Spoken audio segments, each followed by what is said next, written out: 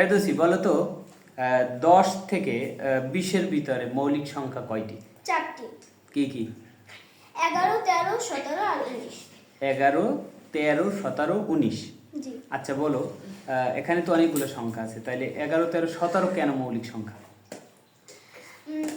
কারণ এগুলোকেই গুণনীয়ক এগুলোর গুণনীয়ক শুধু দুটিই হয়। দুইটা হয়? জি। 1 এবং 11, 13, 17 আর 19। মানে 11, 13, 17, 19 মানে ওই সংখ্যাগুলাই? জি। আচ্ছা আমাকে একটু উদাহরণ দাও তো, যেমন 13-র গুণনীয়ক কয়টা? দুইটা। কি কি? 1 এবং 13।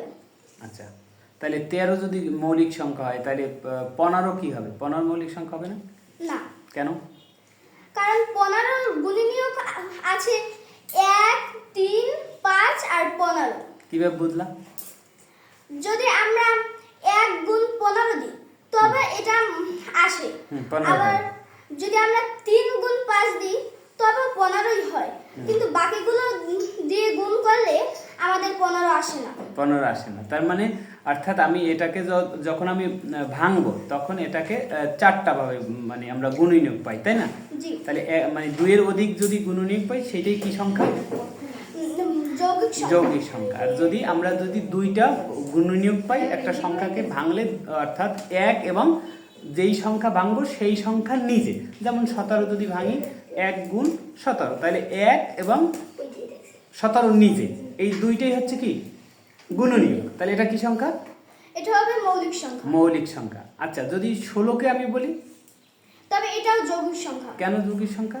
কারণ আমরা যদি 16কে ভাঙি হ্যাঁ। তবে আমরা পাই 1 গুণ 16। 1 গুণ 16, দুইটা গুণনীয়ক। দুইটা। তারপর আবার যদি আমরা 2 গুণ 8 দিই তবেও পাই। তবে 16 হয়। হ্যাঁ। আবার 4 গুণ 4 দিলেও আমরা 16 আমরা পাই। 16 পাই, অর্থাৎ এটাকে ভাঙলে আমরা একাধিক গুণনীয়ক পাই, তাই না? মানে 2, 3, 4, 5 এরকম, অর্থাৎ যে যদি গুণনীয়ক সংখ্যা 2-এর বেশি হয় তখন এই সংখ্যাটা কি সংখ্যা? যৌগিক সংখ্যা। যৌগিক সংখ্যা। আর যদি হয় 2টা হয় গুণনীয়ক তখন এটা কি? মৌলিক সংখ্যা। আচ্ছা 1 থেকে 100-র ভিতর মৌলিক সংখ্যা কয়টি? 1 থেকে 100-র ভিতরে মৌলিক সংখ্যা 25টি। 25টি। আচ্ছা আমাকে বলো তো, আমি একটা সংখ্যা বলবো, তুমি বলবা যে এটা মৌলিক সংখ্যা না যৌগিক সংখ্যা। ঠিক আছে। 43 মানে 43। এটা মৌলিক সংখ্যা। মৌলিক সংখ্যা।